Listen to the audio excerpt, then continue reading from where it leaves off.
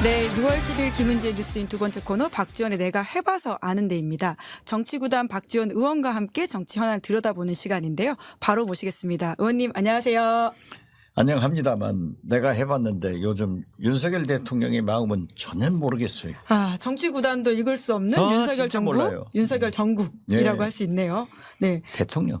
대통령, 윤석열 정부, 윤석열 대통령. 윤석열 대통령은 민심의 손을 잡아야 되는데 건심의 손을 잡고 오늘 중앙아시아로 날아가 버리더라고요. 건심이라고 하시면 김건희 여사의 마음이란 뜻인가요? 해석이 좋습니다. 아니 그럼 누구시죠? 그 건심이? 그게 맞아요. 예. 예. 아니 지금 반년 만에 대통령 부부가 해외 순방을 간다라는 사실로 많은 주목을 또 받기도 했는데 이야기하시기로는 이제 포토라인에 서야지 지금 거기 갈 때가 아니다 이런 지적을. 그렇죠. 예. 그것은 엄연히 윤석열 대통령이 김건희 여사의 손을 잡고 가실 게 아니라 김건희 여사는 가시는 건 좋아요. 서울중앙지검의 포토라인 서서 일단 수사를 받고 가야지. 또 거기에 소환을 받아야 될 행정관들을 몽땅 데리고 가버리는 것은 수사방해다. 수사방해다. 그렇죠. 네. 그리고 지금 돌아오면은 이원석 검찰총장의 임기가 9월 아니에요? 그렇죠. 그럼 7월 중에는 후임을 임명해야 청문회 하니까. 법사위원이시니까요. 법사위원. 예. 예. 그렇기 때문에 이제 수사할 시간을 안 만들어주는 거예요. 그럼 결국은 김건희 여사가 검찰 포토라인에 서지 않을 것이라고 보세요? 서야죠. 하지만 예. 그렇게 촉박하게 만들어주면은 어떤 결론을 낼지 모른다. 아. 그렇기 때문에 우리는 반드시 예. 특검을 해야 되고 또 법사위에서 그러한 것은 추궁해 나갈 것이다. 저는 그렇게 말씀드려요. 박지원 법사위원회 경고 이렇게 이해하면 될까요? 아니 우리 법사위원들이 소위 말하는 싸움쟁이들이 다 모였더라고요.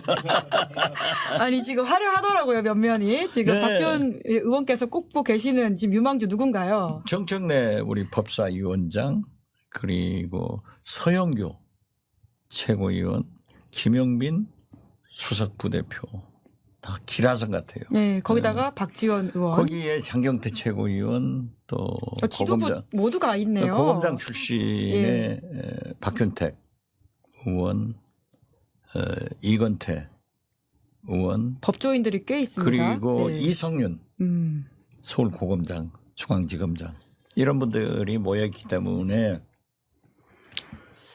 제가 좀 밀릴 것 같아요. 박지원 원장도 박지원 정치구단도 밀리는 법사위 라인업. 기라산 같아서 지금 두 번째 회동을 했는데 뭐 이렇게 따로 법사위원들끼리 이렇게 모임을 하시나요? 아니 우리 민주당에서 매주 정책위 의장 우리 진성준 의장이 지시를 해가지고 매주 상임위원회 간사가 회의를 소집해서 거기에서 현안을 논의해라. 대책회의 같은 것들. 그러니까 저는 법사위도 가야 되고 그래서 이호 여사님 오늘 이제 오늘, 돌아가신 날이죠. 네. 예. 6월 10일. 추도식에도 못 갔어요. 거기 있지 방송이 있지 그러고 정보위도 또 별도로 모이니까 오늘 엄청나게 바쁘네요. 그러나 지금 본회의가 8시로 또 미뤄졌다고 하더라고요. 연기됐으니까 예. 7시 반에 의총을 한다고 하니까 이 방송 끝나면은 저녁 먹고 또 가봐야죠. 진짜 개헌하니까 정신없이 국회가 돌아가네요. 오늘이 아주 굉장히 바빠요. 네. 왜냐하면 제가 지난 주말 수요일 날 해남안도 진도에 가서 수, 목, 금, 토, 일. 금기원래 아니신가요? 금기원래라고 이렇게 붙이겠지만은 요즘 수기원래. 국회가 네. 없으니까 수기원래도 하고 목기원래도 하는데 닷새간 해남안도 진도 두더지 생활하다가 어제 올라와 가지고 저녁 먹고 바로 또 여의도 공원에 가서 운동하라고 했더니 아침부터 방송이 많았어요. 오늘 지금 이게 4번째. 네. 새로운 이야기 해주셔야 됩니다. 그러니까 피곤하죠. 물 한 그렇지만 잔 드시고 새로운 이야기. 열심히 해야죠. 네. 새로운 얘기 나오게 질문을 하세요. 아유, 그럼요. 그럼 법사위 지금 두 번째 모임에서는 어떤 이야기를 지금까지 좀 나왔는지도 궁금합니다. 이렇게 따로 소모임이 있어서 그런 이야기 안에서는 그러니까 의원들이 어떤 작전회의를 하는지 좀 궁금하긴 하거든요. 저도 깜짝 놀란 게 오. 법안 통과를 하는데 지금까지 차관들이 나왔더라고요. 이건 없다. 그 전까지는 어땠습니까, 아니, 그러면? 그 전에는 장관이 반드시 나오죠. 윤석열 정부에선 차관이 나왔다. 예. 예. 그래서 어떻게 됐든 여야 합의를 그렇게 됐다 해서 그런 합의 지킬 필요 없다. 새 국회가 시작되면은 옛날 합의된 것은 다 무효다. 그래서 반드시 장관이 출석해서 법안을 설명하고 현안이 있으면은 자구 수정 이런 것만 하는 게 법사위 아니다. 현안 질문을 하도록 하자. 그래서 우리 아직 선임은 안 됐지만은 정청래 법사위원장 내정자도 그렇게 하자 얘기했고, 더 중요한 것은 만약에 여야 간사가 합의하지 않으면은 법사위를 소집하지 안 하게 돼 있거든요. 예. 그러나 이 원장은 소집권이 있어요. 예. 그렇기 때문에 우리가 무소속까지 하면은 과반수가 훨씬 넘기 때문에 3분의 2가 되기 때문에 합의가 안 되더라도 이 원장이 법사위를 소집하면은 반드시 해당 장관들은 출석을 해야 된다. 그리고 때에 따라서는 검찰총장이나 서울중앙지검장 무슨 부장급도 국회로 나오게 해라. 그래서 과거에는 국정감사 때만 검찰총장이나 서울중앙지검장 등을 했거든요. 네, 윤석열 검찰총장 나온 바가 있죠. 지난번 문재인 정부에서 검찰총장들이 국회로 나오는 그런 관례가 생겼어요. 네. 또 제가 국정원장 할 때도 법사위에 출두를 했어요. 그렇기 때문에 만약 기관장들이 기피를 할 때는 청문회를 열어서 증인 채택을 해가지고 네. 공식적으로 불러내자. 그래서 국민이 궁금한 것을 법사위에서 철저히 추궁하자. 네. 그렇게 해서 그런 것들이 합의가 됐으니까 이제 정청래 위원장하고 최민희 과방위원장이 된 것이 나는 제일 좋아요. 박지원 어차피 픽. 싸우려면 잘 싸우는 사람이 해야 돼. 예. 그래서 오늘 타진을 지금까지 잘했죠. 이야기해 주신 박지원 의원님의 이야기가 결국 왜 민주당이 법사위원장을 차지해야 되는지에 대한 이제 근거라는 생각이 드는데요. 그렇게 이 시청자들이 시사인 TV 구독자들이 그렇게 생각할 거예요. 이런 소리를 이거 다른 데 가서는 못 듣습니다. 그러니까요. 단독으로 공개해 구독, 주신. 좋아요. 알림 설정 했어요? 예. 지금 이게 뭡니까? 예, 곧 35만 됩니다. 35만이 돼야지 34만 가지고는 안 됩니다. 플리즈 부탁합니다. 이제 리젠트님이 박지원 의원님 최선을 다하는 모습이 아름답습니다. 화이팅! 이렇게 글을 남겨주셨는데요. 저는 내가 스스로 자부를 하는데 300명 국회의원 중 저보다 더 부지런한 사람 있으면 나와봐라. 네. 이렇게 하는 거예요. 수기 원래, 목기 원래, 금기 원래 하면서 서울과 지역 일정을 모두 다 챙기고 계신다. 그렇죠. 네, 열심히 하는 거죠. 네, 아침에 김태현의 정치쇼에 나가서는 다음 선거에서도 당선되려면 열심히 해야 된다 이런 말씀하시더라고요. 그렇죠. 네, 벌써부터 다음 선거 걱정하는 박지원 원장님. 네, 지금 후배 기분이 좋습니다. 다음에 당선될 일 생각하니까. 네, 후배 정치인들도 정말 이 모습들 열정을 배워야 된다라는 생각이 드는데 그러면 이제 국회 본회의 이야기를 먼저 좀 당겨서 해보면 그런데 이제 국민의힘에서 보이콧을 하고 있지 않습니까? 이건 옳지 않아요. 국민의힘에서 옳지 않다. 그렇죠. 네. 또 지금 보면은 윤석열 정부에서 지난 국회에도 내내 그랬대요. 예산이나 법안 통과를 위해서 여당원들이 야당원들을 설득해야 되는데 민주당에서 하자고 해도 기피를 한대요. 그런데 이번 여야 원구성 협상도 하지 않고 있더라고요. 그래서 저는 그래도 정치라고 하는 것은 대화를 통해서 협상의 산물로 모든 것이 이루어지는데 이렇게 거부한다고 하면은 우리 민주당 192석을 안겨준 민주개혁 진보 세력들이 손잡고 국회를 이끌고 가야 된다.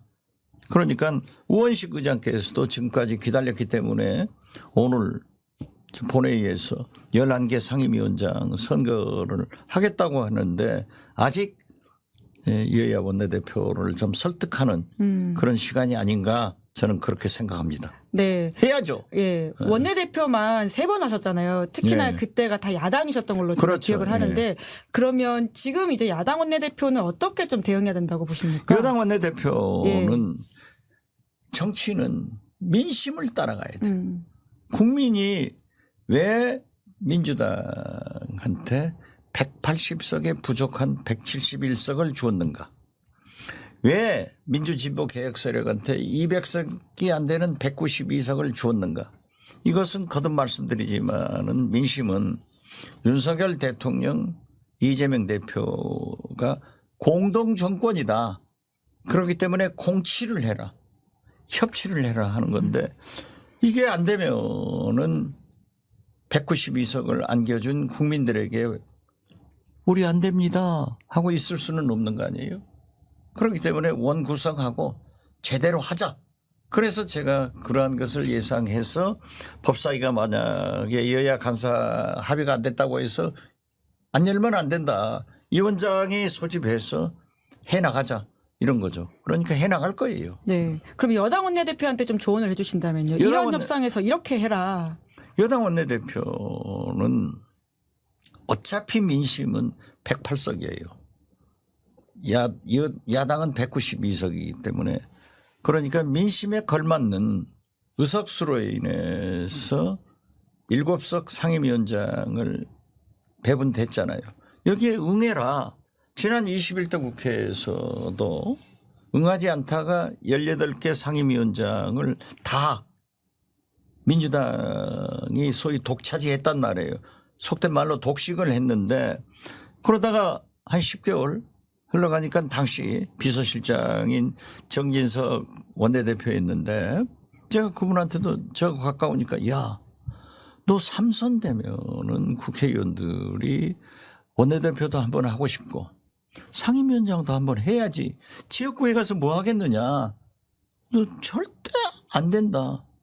그랬더니 10개월 만에 항복하고 다시 들어왔잖아요. 그러듯이 저는 이번에도 어떤 경우에도 민심에 따라서 여당은 7 상임위 의장을 갖고 또 대통령이 성공할 수 있도록 법안이나 예산 이런 정책 면에서 잘 보좌를 해라. 그리고 야당을 잘 설득해서 함께 가자.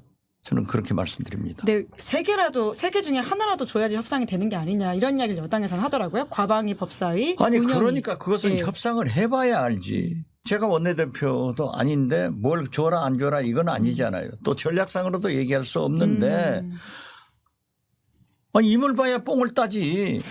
아니 나오지도 않는데 뭘 주고 막 이건 안 된다고요. 우선 나와라. 나와야죠. 예. 예. 그런데 어떤 경우에도 법사위원장, 운영위원장, 특히 과방위원장 이런 것은 야당한테 줄 수 없는 현실이다. 왜냐하면 법사위원회에서는 윤석열 대통령이 변해야 돼요. 개혁입법이나 특검법에 대해서 계속 거부권 행사를 하면은 패스트트랙에 실리면은 최장 240일부터 330일 거의 1년을 법안을 만들지 못하고 숙려 기간이 필요하단 말이에요. 그렇기 때문에 법사위원장을 가져야 속도감 있게 개혁입법과 특검법을 진행할 수 있는 거고 네. 지금 현재 운영이 왜 그게 그렇게 중요하냐. 과거에는 그렇게 안 떠올랐어요.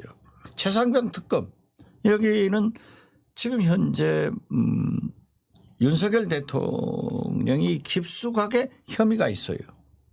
그러한 것 김건희 특검 이게 국민적으로 가장 의혹이 되는 건데 이런 것을 하기 위해서는 운영위에서 해나가야 된다. 이런 것과 함께 과방위 지금 보세요.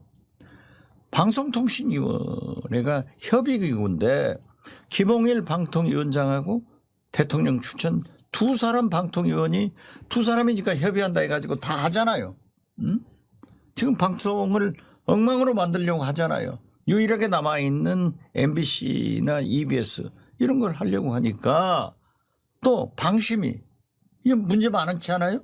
이러한 것을 즉 언론의 자유, 방송을 정상화하는 데는 과방위가 야당한테 있어야겠다. 이런 필요성 때문에 어떤 경우에도 우리가 내줄 수 없다 하는 거예요. 근데 여당 일각에서는 18개 그냥 다 민주당이 가져가게 하고 그런 식으로 해서 민심이 어떤 뭐라고 할까요? 다시 돌아오게 사람들이 화가 나가지고 이렇게 오히려 민주당을 떠날 것이다. 이렇게 그렇지는 않을 이야기하시는 거예요. 분들이 왜냐하면 계시던데. 국민들이 예. 윤석열 대통령이 변해야 대한민국이 성공할 수 있는데 윤석열 대통령이 변하지 않기 때문에 나라도 불행하고 나라가 망해요. 또 윤석열 김건희 부부도 아주 어려움에 처할 거다. 이게 민심 아니에요? 대통령이 변하도록 요구를 하는데 지난 2년 기자회견, 영수회담 겨우 2년 만에 공약 지켜서 기자들한테 김치찌개 계란말이는 해줬지만은 아무것도 없잖아요. 자, 좀 보세요. 김건희 여사가 지금 나갈 때가 됐냐고요. 그래서 이러한 것은 근본적으로 대통령이 변하지 않는다고 하면은 강대강으로 갈 수밖에 없다. 그런데 강대강 너무 심해요. 의대 정원도 강대강, 남북 관계도 강대강, 국회도 강대강. 이러면 안 되죠. 네. 그래서 대통령이 변해야 국회가 변할 수 있다. 야당도 변할 수 있다. 이렇게 말씀드립니다. 네. 게다가 최근에 새로운 이슈가 또 나온 게 석유 파동 아닙니까? 지금 지난주에 저희가 박지원 의원님과 함께 다룬 이야기인데 그 사이에 더 새로운 보도들이 시사인 특종으로 많이 나왔습니다. 아, 그러더라고요. 저도 방송에서 많이 활용했어요. 예. 그때 소스 내가 밝히셨죠? 제가 그랬잖아요. 예, 시사인 보도에 따르면 석유야 나와라. 이게 굉장히 히트해서 이제 예, 화제가 방송에서 됐죠. 많이 예. 화제됐는데 시사인에 보니까는 액트 GEO가 텍사스 주법에 의해서 되지 않은 4년 동안 4년 세금을 동안 내지 않았다. 세금을 내지 법인 않았다. 자격 박탈됐다. 이런 것 예. 그리고 그 우드사이드, 우드사이드 예. 호주의 세계 굴지의 석유 탐사 회사가 이건 가망이 없다 하고 철수한 이런 사실들이 시사인에 보도돼서 저도 그걸 활용해 가지고 방송 많이 했어요. 그런데 이번 특종 잘했어요.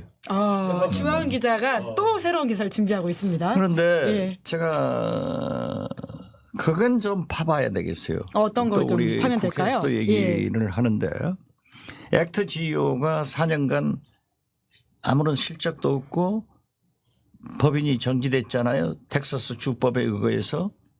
그런데 갑자기 60억이 작년에 외형이 들어와서 이제 다시 네, 법인을 실적이 살렸더라고요. 있다. 예. 그렇다고 하면은 그 60억이 어디에서 무슨 컨설턴 어디에서 계약돼서 들어왔는가 저는 아직도 언론에서 하지 않지만은 석유공사나 우리나라 가스공사에서 계약을 했지 않는가 이렇게 합리적 의심을 하고 있어요. 이 문제를 좀 확인할 필요가 있다. 네. 저는 그렇게 봐요. 국회가 빨리 이제 국정조사나 이런 것들을 해야 된다 이런 목소리가 당연히 있더라고요. 당연하죠. 예, 예. 당연하죠. 이제 그런데 이제 여당에서는 야당이 정치적 목적을 가지고 트집을 잡고 있다 이렇게 논평을 내는데요. 그건 아니고요. 예. 저는요. 윤석열 대통령이 21%로 지지도가 떨어지고 70% 국민들이 반대를 부정평가. 하니까 예, 예. 부정평가를 하니까 이 너무 당황해가지고 몇 번 똥볼을 찼잖아요. 그런데 이번에는 유전 로또를 산 거예요. 로또인가요? 로또죠. 예. 로또는 꽝도 되고 나올 수도 있어요. 20% 확률이라고 하던데요. 예. 로또보다 높은 거 아닙니까? 아니 그러니까 어떻게 됐든 유전 로또를 사서 국민의 관심을 확 돌려놨는데 이것이 제가 자꾸 쓰는 말 있잖아요. 아무리 강력한 권력도 정치는 민심을 못 이기고 경제는 시장을 못 이긴다. 그런데 그 대통령께서 발표한 당일 우리나라 증시에서 관련 기업들 좀 올랐어요. 예, 불기둥 탔다 이렇게 보도 나오더라고요. 그런데 그 다음 날 확 떨어져 버렸어요. 게다가 아브레우 기자회견 후에 톡 떨어졌다. 딱 떨어졌죠. 예. 그리고 140억 배럴이 매장돼서 발견됐다 하면은요. 뉴욕 증시도 출렁거려야 되는 거예요. 뉴욕 증시까지 그렇죠. 출렁거릴 만한 뉴욕 소식이다. 증시 그게 얼마나 큰 거예요? 그런데 전혀 미동도 안 하고 지금 현재도 안 하고 있더라고요. 이런 거 보면은 시장이 참 무섭다. 시장이 과학이에요. 예. 민심이 과학이고 저는 그렇게 보는데 이것도 그렇게 정략적으로 한 것 아닌가 했는데 지금 보십시오. 우리가 종이, 쌀, 달러 보내고 북한에서 오물 이거 돌려받는단 말이에요. 그래가지고 지금 확성기다 뭐다 계속 뭐 다음 주 일에는 사격한다 어쩐다 이렇게 되니까는 확 안보 문제가 고조되고 있어요. 그래서 나는 이러한 신북풍을 또 일으켜서 국민들을 우파들을 단결시키고 위기 조성을 하는 것 아닌가. 이것도 나는 정략적인 계산이 포함되어 있다 이렇게 봐요. 오히려 그래서 정략적인 건 석유유전 대북 강경책은 그러한 윤석열 대통령의 추락된 지지도를 만회하기 위해서 그런 것 아닐까 이런 생각을 갖습니다. 예. 정치 구단의 의심으로는 오히려 정략적인 건 윤석열 대통령의 행보다. 그렇죠. 이런 말씀이시네요. 예. 근데 통할까요? 이 석유 로또라는 표현 그리고 뿐만 아니라 지금 관련해서 나오고 있는 행보들 그리고 또 대북 강경책 긴장감 올라가는 것 우리 이런 게 국민들이 통할까요? 현명하기 때문에 예. 시장 반응도 그렇고 예. 하지만은 극소수는 움직여 줄 거예요. 그러니까 저는 다음 주 여론조사를 보면은 갤럽에서 좀 이번 주가 되나요? 네, 이번 주부터 나옵니다. 네. 지난주 쉬었고요. 지난주 예. 쉬었고 예. 조금은 올랐지 않았을까. 오늘 여론조사가 살짝 0.9%가 예. 올랐더라고요. 예. 그 정도는 오를 수 있을 것이다. 그렇지만 윤석열 대통령께서는 21%에서 한 자리 숫자로 10%대로 안 떨어지는 것이 가장 큰 소득이 되겠죠. 이렇게 정략적으로 하면 안 돼요. 그렇지만은 우리가 누가 나와야 석유야 하지 나오지 마라 석유야 이런 수는 없는 거고 또 대북 문제에 대해서도 북한이 나쁘다 이렇게 할 수밖에 없는 현상 아니에요. 예. 그런데 저는요 여기에서 중대한 것을 보는 게 북한이 오물을 보내면서 어제 그제 바람이 제일 나쁜 때예요. 그런데 거기에는 오물이 아니고 쓰레기를 넣었다는 거예요. 그러면 북한도 김정은 위원장도 전쟁으로 또는 도발은 억제하고 있다. 그리고 우리나라도 어제 확성기를 확 틀었지만은 오늘은 안 틀고 있잖아요. 어제 딱 소위 맛배기로 이렇게 한다 해놓고 안 하는 거 보면은 우리나라도 그러한 것을 확전을 시킬 생각은 없는 것 같아요. 그래서 저는 윤석열 대통령이 지난 2년간 제일 잘못한 것이 9.19 군사합의를 사실상 효력 정지를 통해서 파기로 됐지만은 아직 파기한 건 아니에요. 그래서 제발 중앙아시아에서 돌아오셔가지고 또는 현지에서 우리부터 지킬 테니까 북한도 지켜라 하는 태도 변화를 해서 좀 남북 간의 평화 무드로 차라리 이런 때 좀 군사회담 하자 하는 대화의 모습을 보였으면 얼마나 대통령이 좋을까 이런 생각을 갖습니다. 예, 대통령의 변화된 모습이 또 그런 모습에서 그렇죠. 우리가 예, 확인할 예, 수 있을 것이다 말씀이신데 그러니까 보수층 결집을 위해서 지금 석유 이슈라든지 남북관계 이슈를 가지고 왔다. 살짝은 반응할 수도 있을 거다라는 말씀하셨는데 근데 또 대통령 입장에서 악재가 방금 나온 게 권익위에서 김건희 여사 명품 가방 수수 의혹 사건에 위반 사항이 없다 이렇게 밝혔다고 합니다. 위반 사항이 없다. 예, 의원님 이 뉴스는 좀 어떻게 읽어야 될까요? 거기는 국가권익위원회가 아니라 김건희 권익위원회겠지. 아마 그 발표 주체가 김건희 권익위원회가 좀 잘 보세요. 예, 국가권익위로 알고 있습니다. 그건 엉터리죠. 국가권익위원회가 전현희 전 위원장 현 의원을 때려잡듯이 한번 그렇게 칼을 휘둘러야지. 저겐 왜 아니죠? 삼척 동자가 보더라도 이것은 사실 아니냐. 그러니까 지금 현재 저러한 것을 보더라도 이원석 검찰총장은 꽉 해놓고 대통령이 같이 중앙아시아하고 행정관들도 다 데려가고 또 거기에 맞춰서 국가권익위원회가 저런 얘기를 한다고 하면은 국민이 용서하겠어요? 야당이 우리 민주당이 물러가겠어요? 절대 아니다. 저는 네. 그렇게 봅니다. 게다가 김 여사 관련해서는 논문 표절 심사와 관련해서 숙명여대 앞에서 오늘 기자회견이 있었다라고 하는데 2년 8개월째 결론이 안 나고 있다고 합니다. 오늘 조국 혁신당에서 그 앞에서 왜 이렇게 빨리 내진 않느냐라는 기자회견을 했다고 하는데요. 이렇게 전반적으로 이런 부분들은 윤석열 대통령한테 악재라고 볼 수밖에 없지 않습니까? 자기들은 호재라고 생각해요. 아, 그런가요? 자기들은 예. 자기들은 봐라. 논문 네. 표절도 아니지 않느냐. 예. 국가권익위원회에서도 아무 문제가 없다고 하지 않느냐. 이러한 얘기를 하지만은 국민들이 받아들이는 것은 이건 아니다. 윤석열 대통령이 주장하는 공정과 상식은 어디에 갔느냐. 정의는 어디에 갔느냐 하고 오히려 이 유전 로또 그리고 대북 강경책으로 결집시키려고 하는 것이 다 도망쳤구나. 저는 그렇게 봐요. 네. 아, 국민권익위라고 합니다. 국가권익위가 아니라. 예, 국민권익위. 국민권익위 정정하도록 하고요. 권익위원회가 됐지 이제. 예. 국민권익위. 예, 다시 한번 제가 강조드리겠습니다.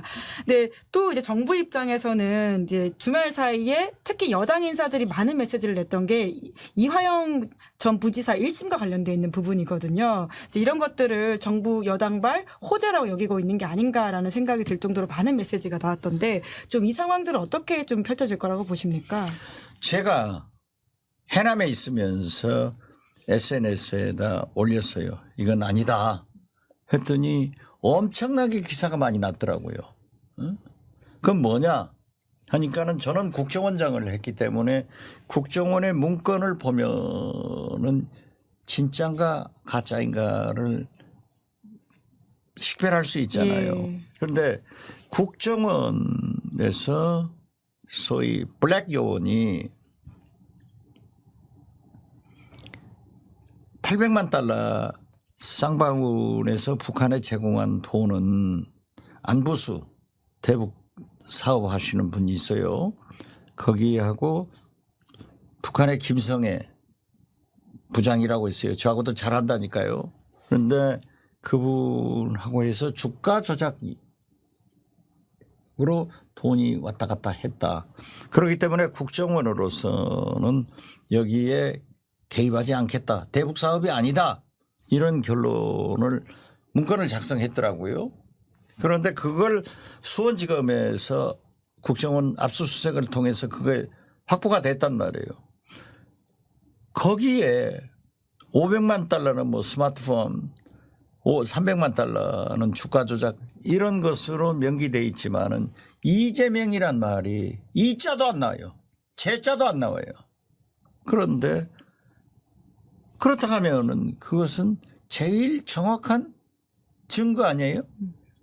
증거로 수사를 해야 되고 증거로 재판을 해야 되는데 이 증거를 채택하지 않고 어떻게 이화영 부지사가 유죄가 됐느냐.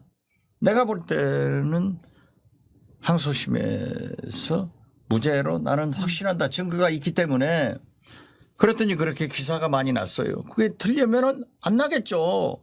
그랬더니 뭐 검찰에서 이러쿵저러쿵 했던데 네. 어떻게 됐든 제가 볼 때는 그러한 확실한 증거를 왜 검찰에서는 배척했으며 사법부에서는 배척했는가.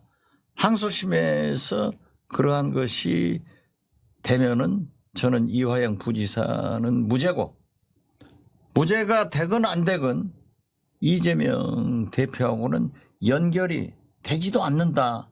이렇게 말씀을 드리고요. 하나 중요한 것은 이재명 대표가 김성태 쌍방울 회장을 아느냐. 이게 회자가 됐잖아요. 제가 김성태 회장을 알아요. 또 내가 해봐서 아는데. 저 알아요. 예. 우리 호남 사람이니까. 그리고 거기하고 아주 가까운 godmother. 가파더가 아니고 간마더도 있다. 이제 양어머니 예. 같이 그런 관계가 있는 분이 잘 알아요. 예. 그래서 제가 물어봤어요. 사안의 전모를 좀 물어보셨다는 말씀이시죠? 저 이재명 대표가 김성태 회장을 한 번도 안 만났다는데 잘 아는가 한번 물어보라고. 그랬더니 김성태 회장도 한 번도 안 봤다. 단 술자리에서 전화를 한 번 통화를 한 기억이 있다. 이제 우리가 정치권에서도 저도 그래요. 저녁에부터 술 하다가 막 바꿔주고 어쩌고 하면 예 그러냐고 그런단 말이에요. 그래서 보지도 않고 만나지도 않고 국정원 자료에도 800만 달러면 우리나라 돈으로 100억이에요. 이 큰 돈을 누가 줬겠느냐. 그래서 저는 이화영 예, 전 부지사. 전 부지사는 그 문제만은 무죄다. 이렇게 확신하고 있고 더욱이 이재명 대표하고는 연결이 안 된다 하는 것을 말씀드립니다. 네. 근데 물론 검찰이 아까 이제 이러쿵저러쿵 이야기했다 말씀하셨는데 검찰 입장은 이제 해당 문건이 좀 치사 편집되어 있기 때문에 좀 정확하지 않다 이런 식의 반박을 하고 있는 것으로 그렇죠. 알고 있긴 합니다. 네. 관련된 거기 나와 내용들은 있어요. 그런데 네. 관련된 내용들은 이제 계속 좀 쟁점이 될 것이니까 팔로우하도록 하고요. 그런데 이재명 대표에서 이제 사법 리스크가 올라갔다라는 식의 주장을 하면서 한동훈 전 비대위원장 같은 분들이 이제 헌법 84조를 언급하기도 하더라고요. 헌법 84조가 이제 대통령은 내란 또는 외환의 죄를 범한 경우를 제외하고는 재직 중 형사상의 소출을 받지 아니한다라고 이제 해석을 하고 있는데 이제 대통령이 되더라도 직을 그만둬야 될 수도 있다라는 식의 해석을 하고 있는 것 같습니다. 그건 한동훈 전 비대위원장이 이재명 대표한테 무섭긴 무서운 모양이에요. 그러니까 이재명 대표를 완전히 대통령 당선시켜버린 거예요. 대통령이 됐다는 거 아니에요? 그런데 헌법 84조의 정신은 대통령은 내란 외환 매우죄 여기에 해당하지 않고는 수사도 소추가 안 되는 거예요. 그렇기 때문에 과거에 어떠한 범죄 사실도 재임 중에는 안 되는 거예요. 그렇기 때문에 저는 거기에도 해당이 안 되지만은 한동훈 비대위원장이 저렇게 대통령을 하고 싶지만은 이재명만 없으면 내가 대통령이다. 그래서 이재명 대표를 그냥 대통령으로 만들어주는구나. 겁나기는 겁나구나. 저는 그렇게 해석했어요. 오히려 이제 견제구다 네. 이런 말씀이신 것 같은데, 근데 그럼 출마 전당대회는 거의 수순이라고 봐야 되는 상황이라고 보시죠? 한동훈 전 비대위원장이요. 저는 못 나올 거예요. 그런가요? 네. 대부분이 나올 거다 이런 이야기를 많이들 하시던데. 저는 그렇게 보는 게 왜 그러냐 하니까는 제가 수차 얘기를 했습니다마는 국민의힘의 DNA는 권력에 순종하는 거고 민주당은 저항을 그 DNA가 있단 말이에요. 그런데 뭐라고 하더라도 윤석열 대통령이 임기가 3년이 남았습니다. 그런데 지금 윤석열 대통령과 한동훈 전 비대위원장은 어떻게 좀 보면은 견원지간 아니에요? 싸우고 있잖아요. 그렇기 때문에 저는 못 나올 것이다. 그리고 지금 하나 다행스러운 것은 한동훈 비대위원장은 윤심은 버리고 민심을 잡고 가고 있으니까 지지도는 높고 마찬가지로 유승민 의원도 민심과 함께 가기 때문에 윤심은 버리고 그래서 지지도는 높지만은 저는 이 두 사람에게 임기 3년이 남은 윤석열 대통령이 줄까? 아니라고 봐요. 그럼 누가 가장 유력하다고 보세요? 제가 볼 때는 나경원 의원이 상당히 줄을 잘 타더라고요. 줄을 잘 타는 건가요? 네. 어떤 줄을 잘 타죠? 그래도 나경원 의원도 민심을 알고 있기 때문에 친윤으로는 안 가잖아요. 비윤의 거리를 두면서도 살짝 좀 냄새가 있어요. 냄새가. 윤석열 대통령 입장에선 그러면 모두가 좀 못 믿어온 거 아닌가요? 못 믿죠. 예. 그러면 지금 당대표를 누구한테 좀 맡겨야 되냐 이런 고민이 있을 것 같습니다. 자기가 못하죠. 그렇기 때문에 대통령이라고 하는 것은 당선시킬 힘은 없어도 낙선시킬 힘은 있는 거예요. 반대. 예. 그렇기 때문에 저는 그래도 3년 남은 대통령의 파워가 낙선시킬 수 있기 때문에 저는 한동훈 전 비대위원장이 못 나올 거다. 예. 오늘 60항쟁 기념식에 이재호 위원장이 네. 초청을 해서 꼭 저도 가려고 했지만은 오늘 이호 여사님 추모식에도 국회 사정 때문에 못 갔는데요. 이재호 위원장이 좋은 얘기를 했더라고요. 한동훈이 만약 내 동생이라면 나오지 마라 하겠다 하고 김종인 전 비대위원장도 1년만 참아라. 나오지 마라. 예. 이것은 왜 그러냐 하면은 지금까지 아직까지 윤석열 대통령이 레임덕에 진입은 돼 있지만은 힘이 있다. 그러니까 대통령이 반대하면 너는 안 된다. 그런데 한동훈 비대위원장이 잘 알아들을 거예요. 아, 잘 알아들을 저는 것이다. 그렇게 봐요. 아. 네, 그분도 이제 검찰에 있으면서 권력의 속성을 많이 보았고 또 지금까지 얼마나 자기가 대통령의 파워에서 밀려받는가 이거 실감했기 때문에 예. 모르면 골로 가는 거지 뭐. 황우여 비대위원장이랑 같이 일해 보셨잖아요. 근데 지금 2인 이제 대표 체제를 이야기하는 건 왜 그렇다고 보세요? 그거야 이제 뭐 황우여 비대위원장이 한동훈은 도저히 대선은 안 되는데 만약에 부대표를 해놓으면 견제가 될 수 있으니까 그런 거 한다고 했는데 안 한다고 했더라고요. 예. 그래도 반발이 심해가지고. 예. 예.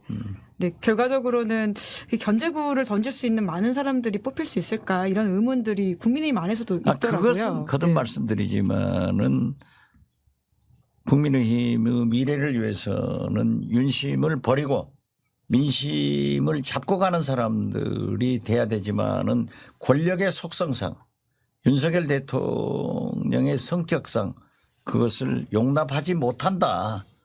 그렇기 때문에 결국 민주당 같으면 저항을 하는데 저항할 힘도 없기 때문에 스스로 포기할 것이다. 저는 그렇게 봐요. 네. 그럼 끝으로 민주당 이야기를 좀 해볼까요? 민주당 얘기 민주당 소속이신데요. 네. 오늘 최고위가 의결한 사안이 있지 않습니까? 당원당규 개정과 관련해 가지고는 박 전 의원님도 좀 우려의 목소리를 내주셨던 것으로 제가 기억을 하고 있는데 저는 이재명 대표밖에 대안이 없어요. 그리고 거듭 말씀드리지만은 지난 총선에서 국민이 재신임을 했잖아요. 압도적으로 승리를 시켜줬잖아요. 그리고 민주당의 절체절명의 일은 정권 교체를 통해서 이재명 대표가 대통령 되는 길이에요. 그것을 제가 맨 먼저 연임도 터주고 했는데 후퇴요. 그러한 소위 중도층이나 권리당원이 250명이라 250만 많죠. 전체 당원 아닙니까? 권리당원 전체 250은 아니고. 전체 당원은 전체 거의 당원? 500만 된대요. 네. 아. 많지만은 그보다 더 많은 것이 국민이에요. 그러니까 민심, 국민을 가지고 가야 되는데 왜 저렇게 위인설관식으로 소탐대실하는 그런 것을 개정할까? 이재명 대표도 반대 의사를 표명했으니까 최고위에서 의결됐다 하더라도 당무회의나 의원총회에서도 한번 논의한다고 그랬거든요. 네. 어떻게 될지는 모르겠어요. 저로서는 예. 좀 안 했으면 좋겠다 하는 생각을 네. 했습니다. 정치 구단이 가지는 정치 구력으로서 하는 또 충원이라는 생각이 다 드는데. 우리 중진들은 다 반대해요. 예, 지난번에도 그때 예, 이제 식사 자리에서 나왔던 이야기를 잠깐 전해주셨던 것으로 기억하고 있습니다. 그런데 이제 김영진 의원 같은 경우에는 좀 공개적으로 목소리를 내시기도 했잖아요. 그렇죠. 네, 그분도. 레드팀이 근데 좀 역할을 잘 할 수 있는 상황이냐에 대한 의문도 있으신 것 같습니다. 글쎄요. 그것은 저는 김영진 의원이 훌륭한 얘기를 했는데 저도 이제 그런 생각이에요. 그러니까 원만하게 얘기하지만은 그래도 아직 시간이 있으니까 잘 결정되겠죠. 그렇지만은 저는 민주당 당원이에요. 그렇기 때문에 제 의사는 활발하게 표명을 하지만은 당론으로 결정하면은 거기에 따라가야 된다 하는 생각을 가지고 있습니다. 네. 그럼 의원총회에서는 좀 논의가 활발하게 될 거라고 보세요? 글쎄요. 의원총회에서 이제 하면은 논의가 되겠죠. 거기서도 의견을 말씀하실 계획이신가요? 하게 되면 해야죠. 네. 알겠습니다. 제가 무슨 뭐 쓴소리건 단소리건 할 수 있으면 지금 현재도 제가 하는 게 다 나오잖아요. 네. 박지원 의원님 점쟁이보다 더 똑똑한 것 같다. 이런 댓글이 지금 바로 제가 보였습니다. 비교 대상이 점쟁이. 그분이 진짜 똑똑하시네요. 네. 네. 제가 오늘 여쭤볼 것들을 대충 다 여쭤봤는데 그래도 북한 이야기가 아까 잠깐 중간에 나오긴 했지만 그래도 이 어떤 평화와 관련돼 있는 국면의 관리에 대한 당부를 하셨는데 사실 이제 일본 이제 기시다 총리의 인기도 이제 9월이면 어떻게 될지 모른다. 그리고 또 11월 달이면 미국 트럼프 대통령이 다시 나올 수도 있다. 이런 말들이 있잖아요. 이런 상황에서 우리의 평화 관리가 잘 될 수 있느냐에 대한 걱정. 이 한미일 공조를 윤석열 정부가 워낙 강조했었는데 좀 윤 대통령이 어떻게 해야 된다고 조언해 주시겠어요? 그러니까 윤석열 대통령은 몇십 년 전 옛날에 미국의 파워만 믿고 있는 것 같아요. 미국하고 잘하면 다 된다 하는데 천만의 말이에요. 중국 같은 것도 이번에 한중일 정상회담이 잘 됐는데 뒷이야기를 들어보면은 다 틀어졌다는 거예요. 뒷이야기 좋습니다. 조금 더 해주셔야 될 것 같아요. 맞추려고 했는데. 그럼 뭐 내가 정확하게 얘기는 할 수 없고. 오늘 갑자기 말을 넣으시면 어떡합니까? 아무튼 예, 한중이 그렇게 미국 좋은 결과는 얘기만 아니었다. 들으면은 예. 중국도 다 될 것 같지만은 천만의 말이에요. 그렇기 때문에 저는 어떻게 됐든 윤석열 대통령이 가장 필요한 것은 남북 관계만이라도 전쟁을 억제하는 평화가 경제다. 그리고 전쟁 나면은 다 죽어요.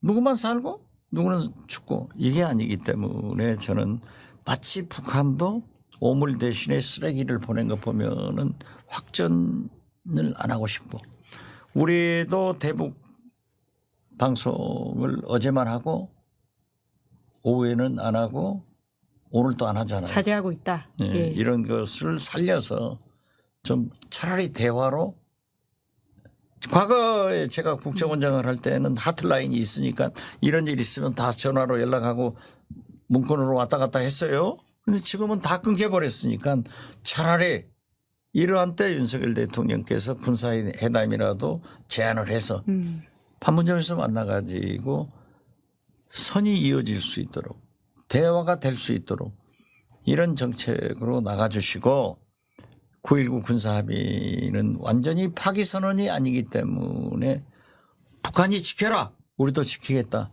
하는 좀 전진적 자세를 보여주셨으면 참 감사하겠다 이런 생각 같습니다. 네. 5박 7일의 해외 순방 일정을 마치고 돌아온 윤석열 대통령이 가장 먼저 해야 될 일을 제안해 주셨다는 생각이 들기도 하네요. 글쎄요. 네. 그러나 5박 7일은 성공을 한 게 수사 지연시킨 이거 방해예요. 방해. 지금 해외 순방은 해외 수사방해다. 김건희 그렇죠. 수사방해다. 그렇죠. 이렇게 말씀하시는 거기 건가요? 행정관까지 다 데리고 참고인으로 간 것은 문제죠. 네, 참 다음 주에 또 오면 박지원 의원님과 함께 그 이야기들을 해봐야 될 것 같아요. 윤석열 대통령 한번 출연하라고 그러죠. 그러니까 저희 뉴스인 30만 기념으로 이제 대통령실로 초대권, 인터뷰 초대권 보냈어야 되는데. 감사합니다. 예, 그런 상황입니다. 35만, 40만 되면 또 한번 시도해보는 것으로 그렇죠, 하겠습니다. 그렇죠. 오케이. 예. 구독, 좋아요. 빨리 누르세요. 네, 박지원 원장님 오늘 제가 원장이란 말이 입에 워낙 배워가지고 자꾸 원장님이라고 하네요. 원장이라고 부르세요. 예. 뭐든지 좋습니다. 네, 예, 바쁘신 와중에도 또 이렇게 시간 내주셨는데요. 또 끝나고 바로 국회로 돌아가셔가지고는 또 본회의 참석하셔야 된다고 합니다. 오늘 일정도 열릴지 안 열릴지 모르지만은 7시 반에 의원총회가 있고 8시에 예정돼 있으니까 또 국회로 가야죠. 잘못하면은 다음 공천 못 받아요. 열심히 해야 된다. 열심히 해야지. 자, 정치 구단도 이렇게 열심히 하시면서 의정 활동에 임하신다라는 말씀을 드리면서요. 오늘은 보내드리도록 하겠습니다. 박전 의원님 고맙습니다. 네, 감사합니다. 네, 김은지의 뉴스인 6월 10일 준비한 방송 여기까지고요. 저는 내일 오후 5시에 박성태, 장성철 두 분과 함께 돌아오겠습니다. 오늘 방송 재밌게 보셨다면 구독, 좋아요, 알림 설정 부탁드리겠습니다. 고맙습니다.